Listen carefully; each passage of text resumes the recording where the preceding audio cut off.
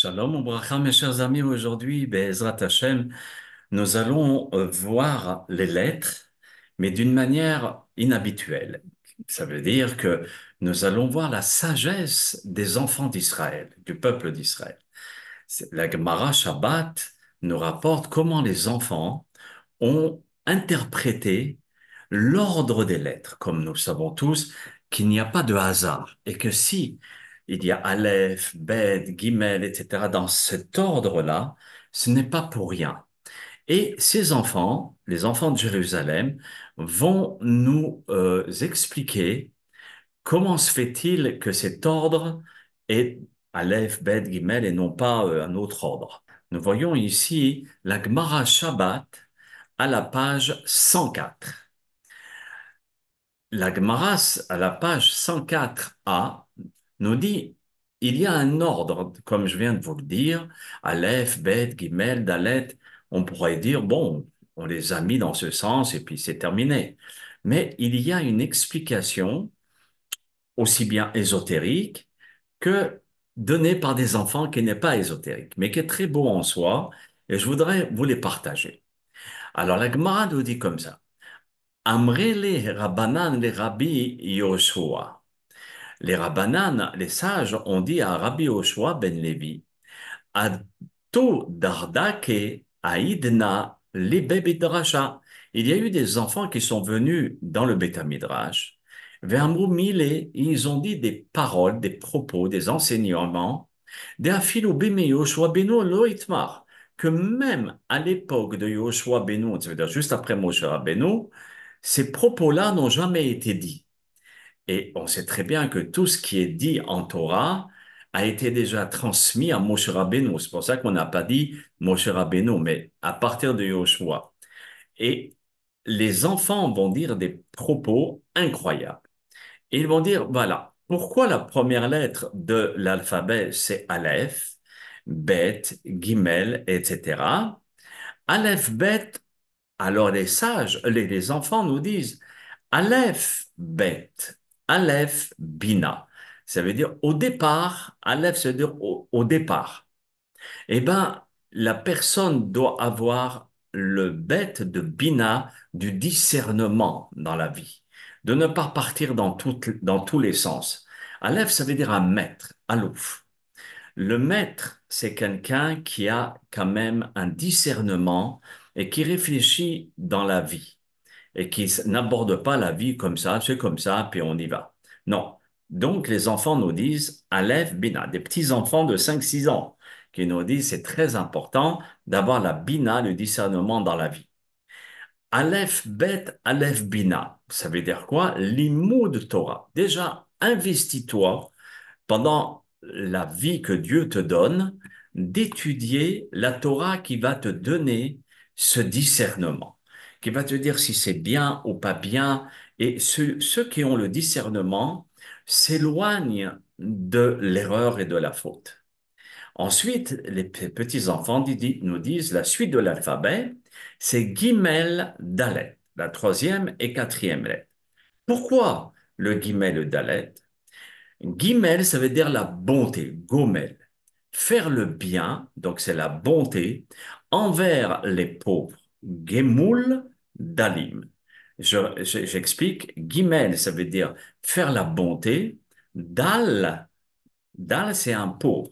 Donc c'est quelqu'un qui va faire, pas seulement étudier et puis avoir de la bina, mais il va passer à l'acte, à l'action.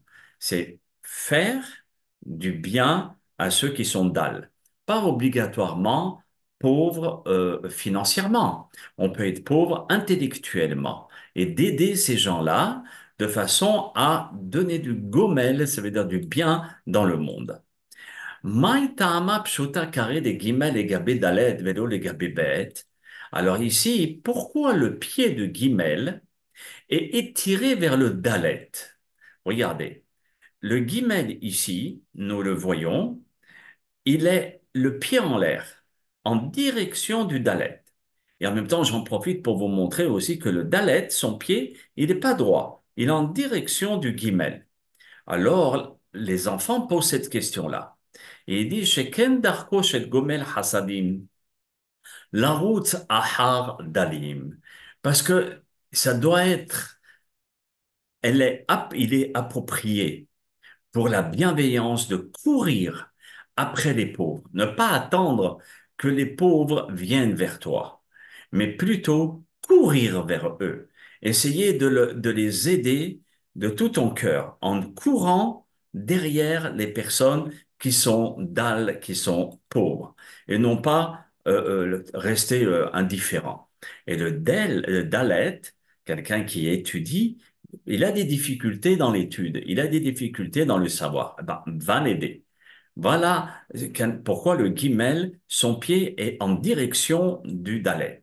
Maintenant, la Gemara, elle pose la question que je vous ai fait remarquer en disant, Maïtame pshuta kare de dalet et gabi gimel. Pourquoi le, la lettre dalet est tendue vers la lettre gimel? Voyez, le pied, il était tordu, mais du côté du guimel. Alors la Gemara répond, parce que les pauvres doivent se rendre aussi disponibles pour lui. Ça veut dire, c'est bien que le guimel, ça veut dire celui qui veut faire le gomel hasadim, faire le bien. Ok, c'est très bien, il va courir, mais il faut pas que le dalet commence à faire la bouche fine. Il dit non, non, non, non, tu me laisses tomber et faire le fier. Non, facilite, aide à ceux qui veulent faire du bien, de donner ton adresse, ton numéro de téléphone, de dire que tu as besoin, etc. Donc c'est ça pourquoi le dalet n'est pas droit, mais du côté du guimel et non pas du côté du hé. Vous voyez qu'il a la cinquième lettre. Voilà pour le guimel et le dalet. Maintenant, les sages dilmitse les nafshe ani. Et comme ça, ils ne vont pas déranger le Baal Habayit, c'est-à-dire celui qui veut donner de la tzedaka ou bien du savoir. Et donc, il n'a pas à courir constamment après le pauvre. Mais le pauvre doit aussi faciliter la tâche aux riches, riches dans tous les sens. Parce que le pauvre doit se rendre disponible aussi pour lui. S'il lui dit de venir à 4 heures, il fait pas la bouche fine.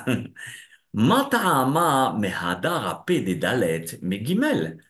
Pourquoi le visage du dalet est détourné de la lettre guimel? Vous voyez, ici il y a le dalet, il tourne le dos vers le guimel. Et c'est vide du côté du hé.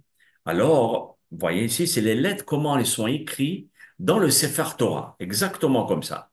Alors, on voit bien le pied qui est en train de se lever pour courir vers le dalet qui ne fait pas trop de complications, mais ici, pourquoi il donne son dos à Monsieur Guimel? Alors, les petits-enfants, ils répondent, Delitenle betsina, qui rit de mine. Parce que c'est quand même important de donner aux pauvres dans le secret pour ne pas qu'il ait honte de lui, de lui. Vous voyez, ici, il donne le dos et non pas le visage. Excusez-moi. Voilà, il donne son dos et non pas le visage, parce que malgré tout, le dalet, c'est-à-dire celui qui est dans le besoin, a honte. Vous voyez, donc il va pas montrer son visage, et c'est la raison pour laquelle que le Rambam nous dit, celui qui donne en discrétion, sans qu'on sache que c'est lui, c'est le niveau un très haut niveau. Le niveau le plus haut que le huitième, c'est de donner un travail et une autonomie aux pauvres. Voyez? Et ça c'est le plus haut niveau. Donc voilà les explications de la troisième lettre et la quatrième lettre. Maintenant, la Gemara pose la question par rapport au He et le Vav. Alors, le He et le Vav, c'est très simple. Ce sont les lettres de Dieu. Ze Shemo Shel HaKadosh Baruch Hu, Kemo, c'est le nom de Dieu, comme c'est marqué. Ani Vahu Oshiana, vous savez, pour Sukkot, au Hoshana Rabbah, on dit Ani Vahu Oshiana, moi et lui, va être sauvés. Alors, c'est sûr, c'est une grande explication, je ne vais pas rentrer là-dessus, mais voyez ici, dans Vahu, le premier Vav ici, c'est la jonction, c'est et le He et le Vav, c'est le nom de Dieu. Alors, automatiquement, nous avons les lettres de Dieu qui est symbolisée par la lettre He et le Vav. C'est pour cela que le He et le Vav, les enfants vont dire, ce sont les lettres de Dieu. Ça veut dire quoi? Que si une personne va faire gomel, va faire le bien au dal, à ce moment-là, He Vav, Dieu sera avec lui. Il résidera parmi cette personne-là. Ces lettres font partie du nom de Dieu, du tétragramme Yud Ke Vav Ke, voyez, le Yud He Vav Ke, et automatiquement, le He et le Vav fait partie du nom de Dieu. Maintenant, la Gemara va poser la question, alors, pourquoi il y a Zayin, Het, Tet, Yud, Chav, Lamed? Vous voyez, six d'un coup. Regardez cette beauté des enfants, comment ils vont nous livrer un secret d'une beauté exceptionnelle et simple sur ces six lettres par rapport à l'appellation des lettres. Zayin, d'accord?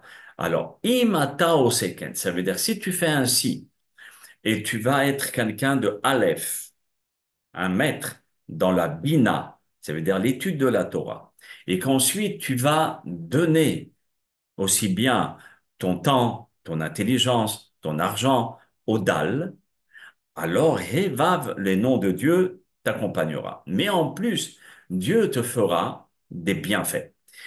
Akadosh Baruch Hu, Zain Zan Otra, il te nourrira, il te donnera la parnassa, le gagne-pain.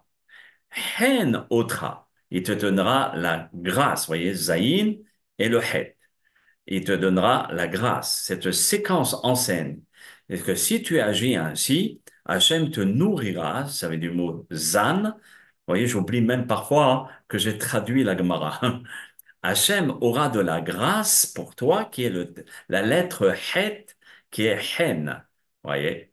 Ou metiv lecha, venoten lecha yerusha. Donc, c'est le tet et le yud.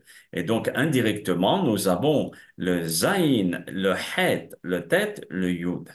Alors, la Gemara, qu'est-ce qu'elle va nous dire sur ou metiv lecha, venoten lecha yerusha, qui est le tet et le yud? Il te donnera la bonté, métive, voyez, ici, métive, c'est le tov, le bien. Et il te donnera un patrimoine, le patrimoine qui est Yerusha, ce qui veut dire le monde futur, voyez, la Yerusha. Et c'est ça la beauté des enfants.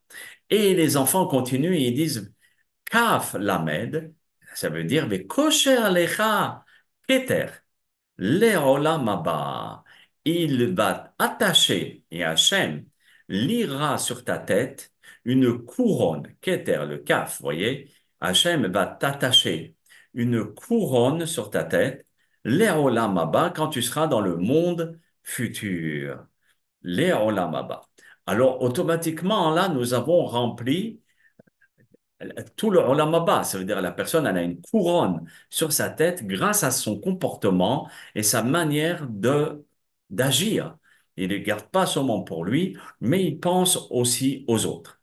Voilà en ce qui concerne les lettres het, excusez-moi, hein, le zayin, le het, le tet, le yud, le chaf et le lamed.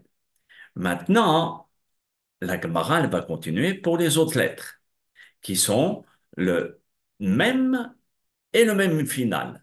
Voyez? Alors ici, c'est quoi le même? Il symbolise le même patois. Vous voyez, ici, il y a un vide. On peut rentrer dans le même. Et ici, il est carré, c'est fermé. Alors, les sages, les enfants nous disent, le même représente la métamorphose. C'est le chiffre 40. 40, ça représente la métamorphose de l'être. Par exemple, les 40 jours du déluge. Il y a eu 40 jours pour sanctifier, pour purifier, nettoyer un monde qui était sale, impurifié, pour le purifier. 40 jours. Et la lettre même a pour valeur 40. Ensuite, les 40 CA, on va dire les 40 litres d'un mikvé, où personne se plonge et il ressort pur. Les 40 jours de Moshe Rabbeinu quand il a jeûné pour recevoir la Torah. Les 40 ans quand les bénis Israël étaient dans le désert pour les métamorphoser en peuple, etc. Le même a pour valeur, si vous voulez, 40, mais aussi c'est sur la métamorphose. C'est pour ça, c'est le savoir, la compréhension. Alors c'est pour cela que le même patois, même setouma, ça veut dire ma'amar patois. Ça, ma'amar, ça veut dire une parole, un enseignement qui est ouvert, ne cache rien, donne les détails des explications et tout ce qui s'ensuit.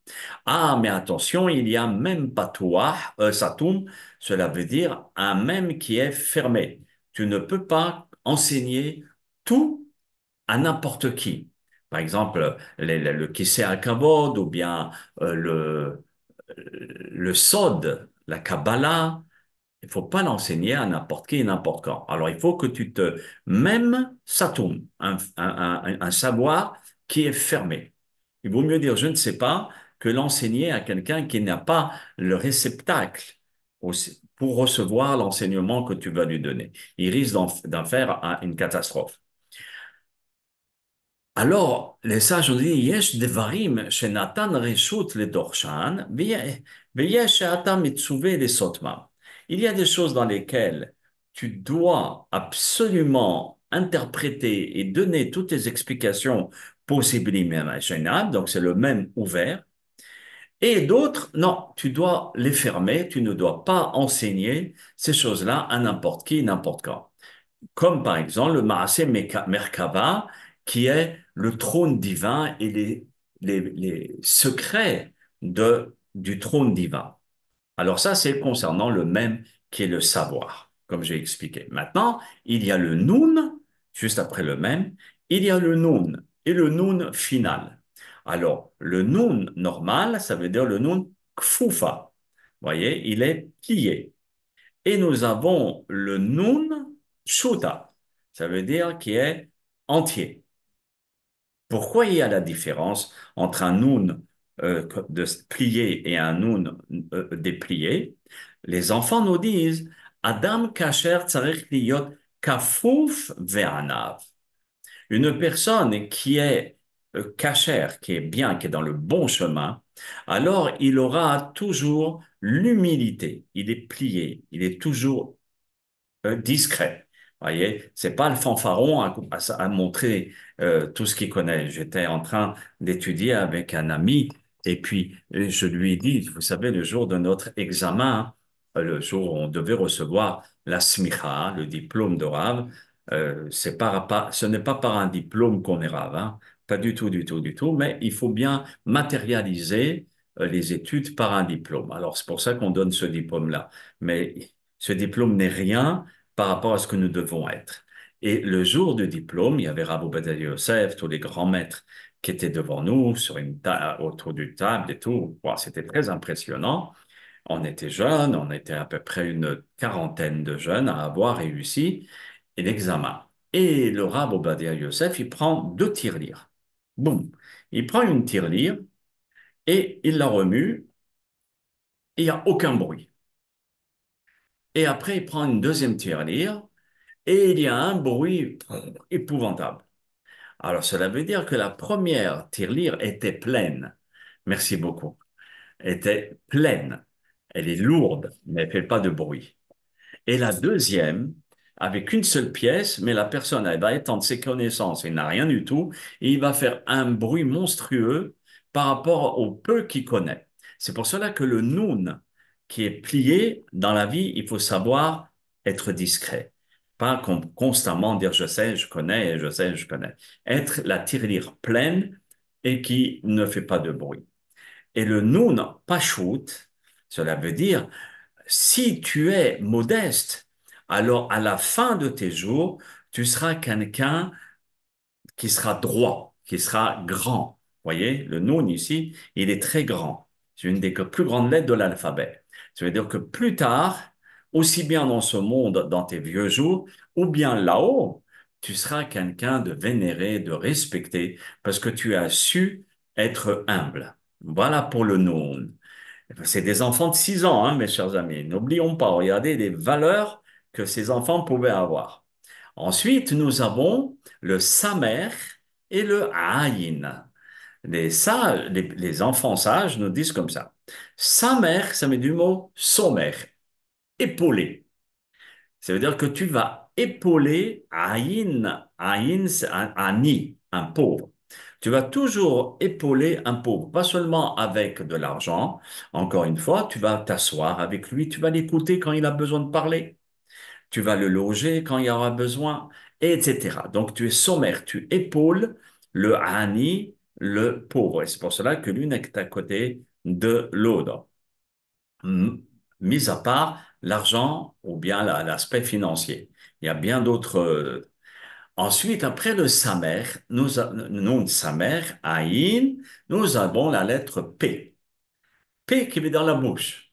Alors, encore une fois, nous avons deux sortes de P. Nous avons un P fermé et un P ouvert. Vous voyez, rien que j'attire votre attention sur les lettres dans des lettres. Vous voyez, chaque lettre enferme encore d'autres lettres. Ici, comme ça se voit très bien, je voudrais attirer votre attention où l'espace blanc qui est dans le P, vous remarquerez, c'est comme la lettre bête, vous voyez? Parce que bête, c'est la première lettre de Bereshit, créer. C'est-à-dire avec le P, qui veut dire la bouche, bête, on peut créer. Et donc, il faut faire très attention à notre bouche. Alors, je vais en profiter pour faire une bracha. Baruch ata Adonai, Eloheinu melech haolam, shehakol nihiya bidvaro. L'Echaim, l'Echaim. Alors, comme je vous ai dit plusieurs fois dans mes cours, ne répondez pas Amen dans la vidéo parce que c'est pas en direct. D'accord? Donc, nous avons deux sortes de P. Un P qui est fermé et petit et un P qui est grand. Alors, nos sages nous disent ainsi, les enfants. Peshaat amachnisim pazer. Peshaat amepazrim kanes. Ça veut dire, au moment où il faut l'ouvrir, ça veut dire tu ouvres ta bouche, le P, explicite, rapporte beaucoup de références, tout ce que tu veux, vas-y. Donc c'est le P. Et ensuite, au moment où il faut se taire, ne parle pas. Que chez N, donc lorsque tu es devant une personne, où il ne faut pas parler devant lui parce qu'il en connaît plus que toi. Il est ton maître. Alors, fais-toi tout petit et transforme-toi en réceptacle et prends le maximum. Alors que chez Enmichi Daber, si par contre il n'y a personne qui veut parler, alors il faut que toi tu ouvres ta bouche et ton P de façon à expliciter les connaissances et le savoir. Et le contraire, comme je venais à vous le dire, Torah, mais quand il y a les grands qui rapportent les secrets de la Torah ou bien qui expliquent, les schistom, il faut se taire et ne pas commencer à ouvrir la bouche. C'est pour ça qu'il y a un P fermé et un P qui est ouvert. Et savoir exactement quand se taire et quand l'ouvrir. C'est ça la sagesse du silence ou de la parole. Après le P, nous avons le tzadé. Donc, nous avons encore une fois deux sortes de tzadé. Le tzadé kfufa, le tzadé petit qui est plié, et le tzadé pshuta, un grand tzadé qui est déplié, si je pose ainsi. Donc, ici, le tzadé, vous le voyez, il est plié. Et ici, la lettre elle a été déformée, je vais vous la refaire. Voilà, 2 minutes. On va remettre non pas des Estam, mais une autre fonte qui va nous donner la possibilité de lire la lettre Tzadé finale. Une seconde.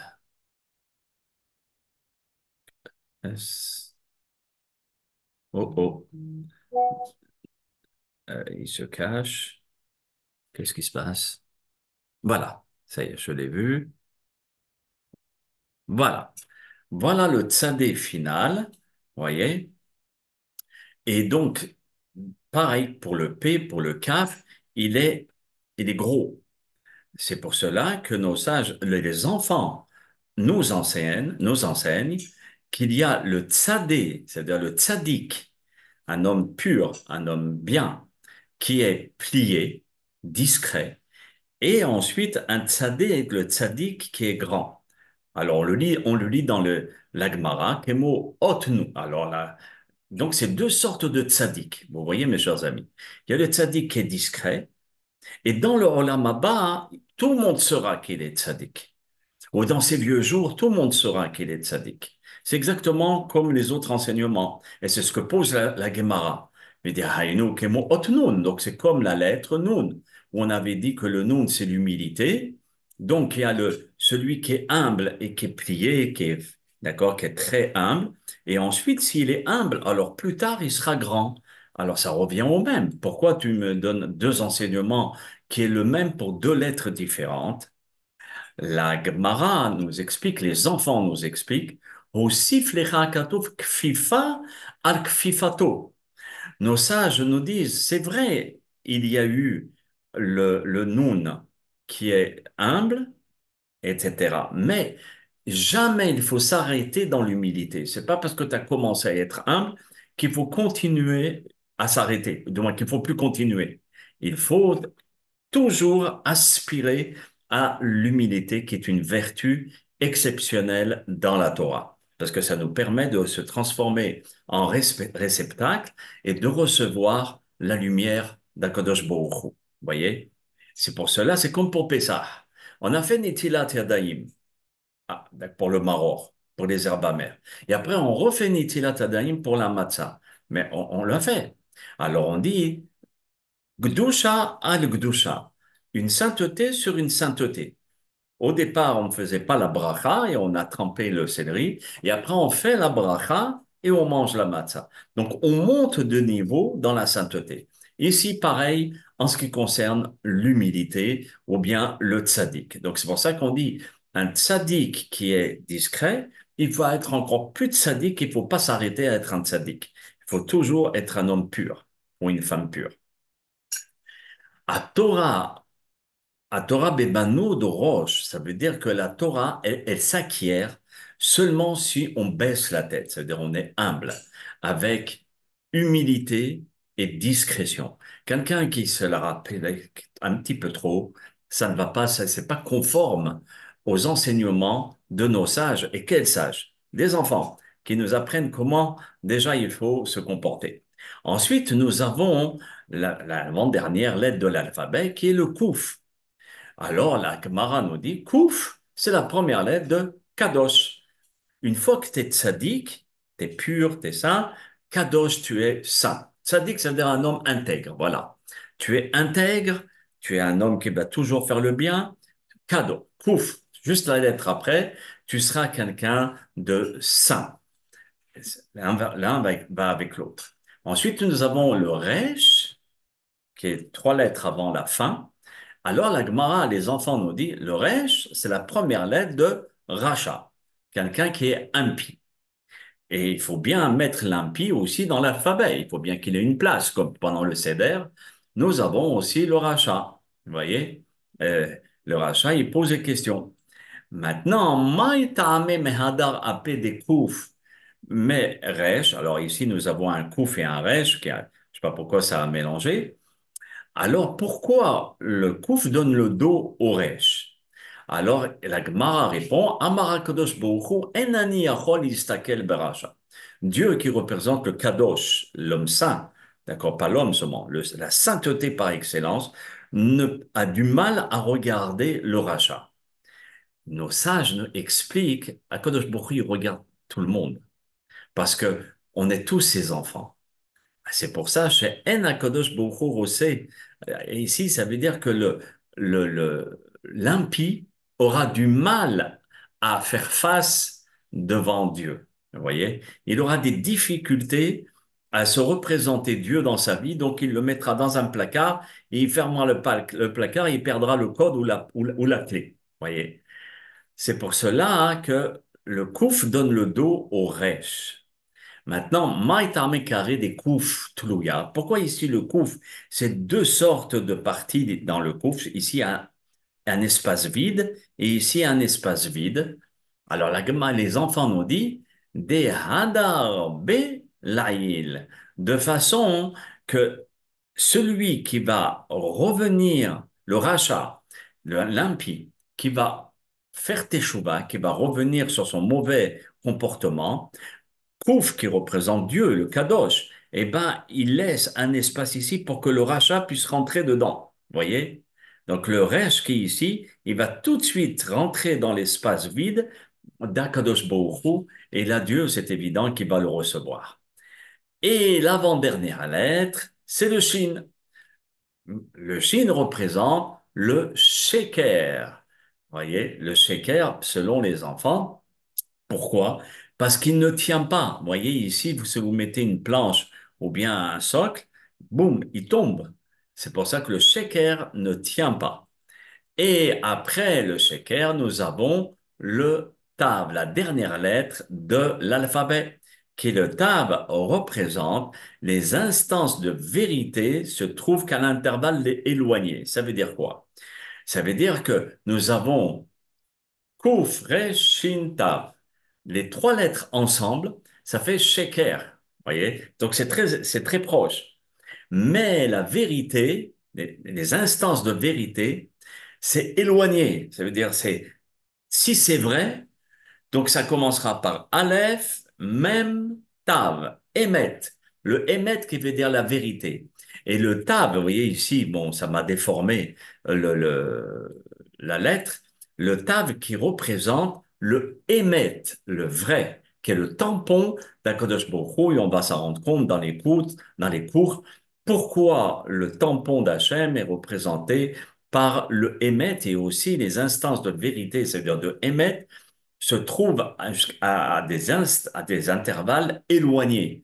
C'est-à-dire le Aleph, qui est le début de l'alphabet, le Mem, qui est le milieu, et le Tav, qui est la fin, les trois lettres ensemble, c'est émettre la vérité. C'est-à-dire qu'une vérité, c'est depuis le début, au passé par le milieu, jusqu'à la fin, c'est vrai. C'est la vérité. Vous voyez?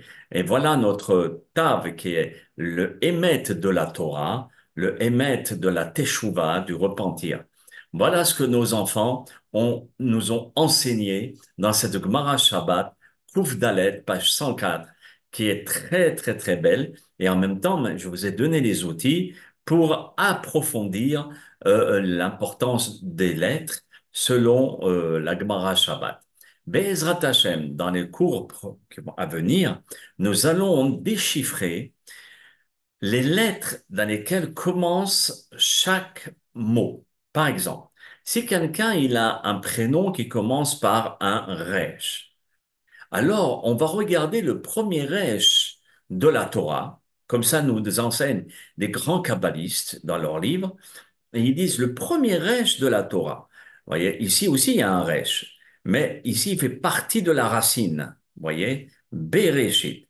Alors, c'est pas le bet, la première lettre de Bereshit. Le Bereshit, le bet veut dire dans le prémisse, au début, au commencement. C'est quoi qui commence le mot Reshit, qui veut dire le commencement? C'est le resh. Alors, tous ceux qui auront un resh comme Reuven, Rachel, Rivka, alors ils ont une forme de réchite, prémisse, renouvellement à l'intérieur de leur personnalité. Ensuite, le premier bête de la Torah, vous voyez, c'est pas celui-ci, parce que le Bereshit commence ça veut dire dans. Et donc, il ne fait pas partie du mot. C'est-à-dire que bara, c'est vraiment le premier bête dans lequel le mot commence. Donc, c'est la matrice de la compréhension des lettres, la Torah. Et le premier bête qui commence par le premier mot sur la construction. Donc, quelqu'un qui a la lettre bête dans son prénom, comme Baruch, ou bien au milieu de son prénom. Donc, c'est à 30% ou 40%, on expliquera ça dans les cours à venir et de prendre toujours la Torah comme exemple pour nous transmettre quel est le sens profond de chaque lettre. Vous voyez, Shin, c'est Shamaim, le Al, c'est le Ayin, etc. Voilà. Donc, Bezrat Hashem, nous allons apprendre après aussi le Aleph, etc. Voilà, mes chers amis, j'espère que vous avez profité des enseignements de nos sages et surtout des sages qui sont âgés de 5 6 ans. Le Avira de Eretz Israël, le souffle, le vent, l'oxygène d'Eretz Israël rend intelligent. On voit bien ces enfants d'Artoké, ces enfants-là qui vivaient en Israël. Regardez un petit peu la sagesse qu'ils ont su nous enseigner.